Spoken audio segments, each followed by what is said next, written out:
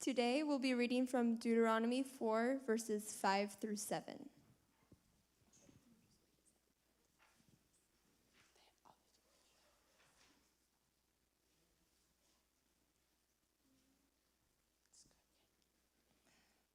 ראה לימדתי אתכם חוקים ומשפטים, כאשר ציווני אדוני אלוהי לעשות כן בקרב הארץ אשר אתם באים שמה לרשתה. ושמרתם ועשיתם כי היא חכמתכם ובינתכם לעיני העמים, אשר ישמעון את כל החוקים האלה, ואמרו, רק עם חכם ונבון הגוי הגדול הזה. כי מגוי גדול אשר לו אלוהים קרובים אליו, כאדוני אלוהינו בכל קראנו אליו.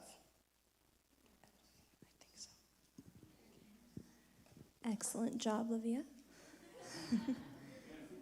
And now in English. See, I have taught you decrees and ordinances, as Adonai my God has commanded me, to do so in the midst of the land to which you come, to possess it. You shall safeguard and perform them, for it is your wisdom and discernment in the eyes of the peoples who shall hear all these decrees and who shall say, surely a wise and discerning people is this great nation. For which is a great nation that has a God who is close to it, as is the Lord our God whenever we call to him.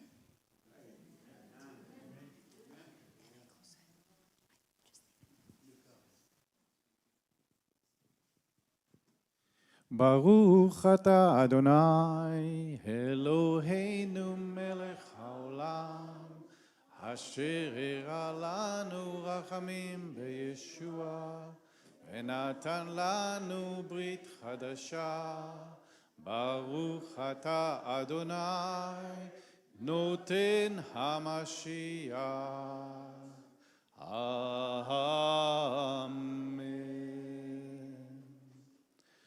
Blessed are you, O Lord our God, King of the universe, who showed us mercy in Yeshua and gave us a new covenant. Blessed are you, O Lord, giver of the Messiah. Amen.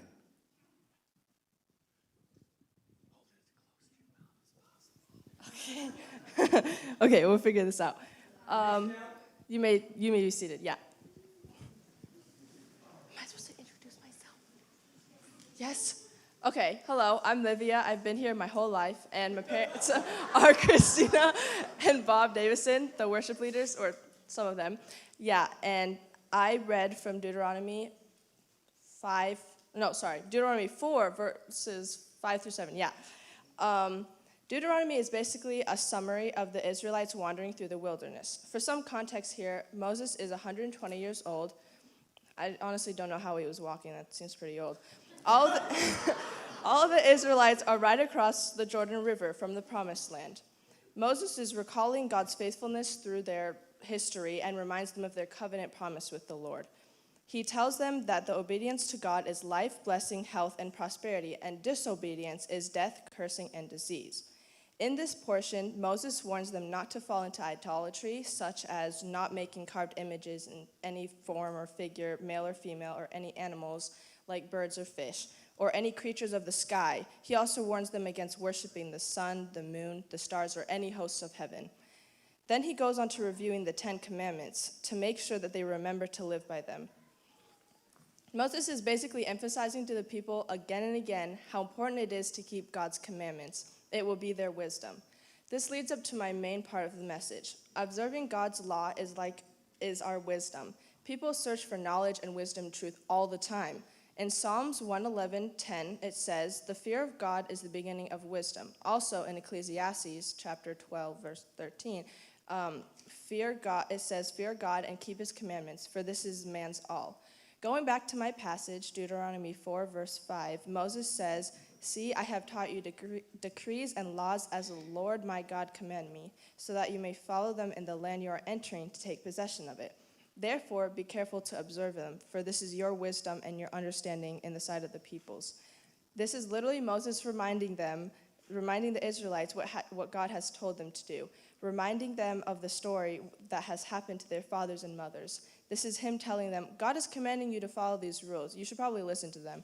It says in the next verse, to sum it up, the other people in the nations will look and hear this nation and say, they are wise. I should take advice from them someday. All because they followed what God has set out for them. They're pretty easy rules also. What about us? How does this apply to us? Even if today's society just kept the 10 Commandments, we wouldn't have to lock our doors. We wouldn't have to pay for identity protection. Jails wouldn't even be a thing, and there would be no worry about relationships, because all relationship, friendship or romantic, would be set up on trust, loyalty, and love, which is all things combined. Each person would know who they are. They would be satisfied with what they have and would not long to be someone they are not, or to long after things that do not belong to them. God's instructions are a blessing, a guide, a lamp to our path. So how big of a difference would it make if we all just listened? There you go. That's all. Thank you for listening.